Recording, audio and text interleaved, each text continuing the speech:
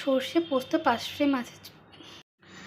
এখানে আমি 3 পিস পার্শে মাছ নিয়েছি, সর্ষে পোস্ত বাটা, টমেটো, কাঁচা লঙ্কা আর ধনেপাতা। মাছ ভাজার জন্য কড়াইতে খানিকটা সর্ষের তেল নিয়ে নিয়েছি। মাছটাতে নুন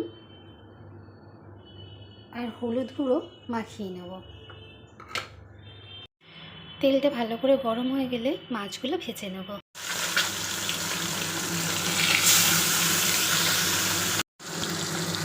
মাছগুলো একদম সুন্দর করে ভেজে নিয়েছি।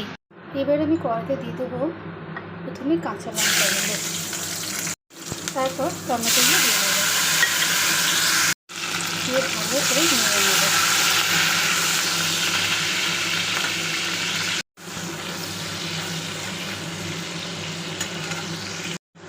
টমেটো আর লঙ্কাগুলো ভালো করে ভাজা ভাজা হয়ে গেছে।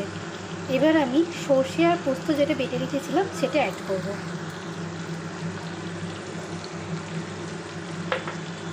টমেটো আর লঙ্কাটা ভালো করে ভাজা ভাজা হয়ে গেছে। এবার আমি সর্ষে পোস্ত যেটা বেটে রেখেছিলাম সেটা অ্যাড করব।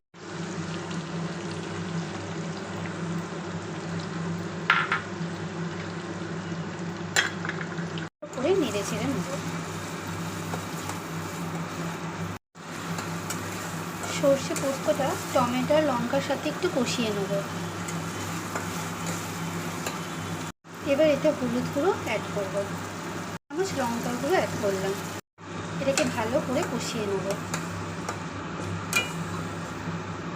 দেখুন কি সুন্দর কালার এসে গেছে। এবার এখানে আমি অল্প পরিমাণে জল অ্যাড করব। জল অ্যাড করার পরে একটুখানি নুন দিয়ে দেবো, ফুটে যাবে একটুখানি, তারপর মাছগুলো অ্যাড করব। এবার আমি মাছগুলোকে অ্যাড করে দেবো।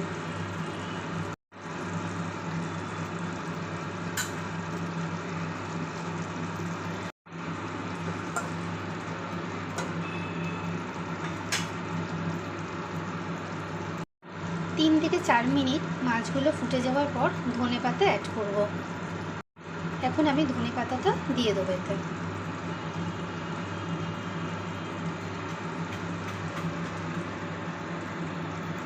কত সুন্দর কালার হয়েছে দেখুন। এবার আমি গ্যাসটা অফ করে দেবো।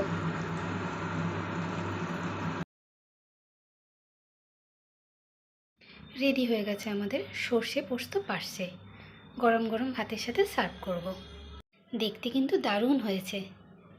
খেয়ে জানাবো আপনাদের টেস্ট কেমন হয়েছে।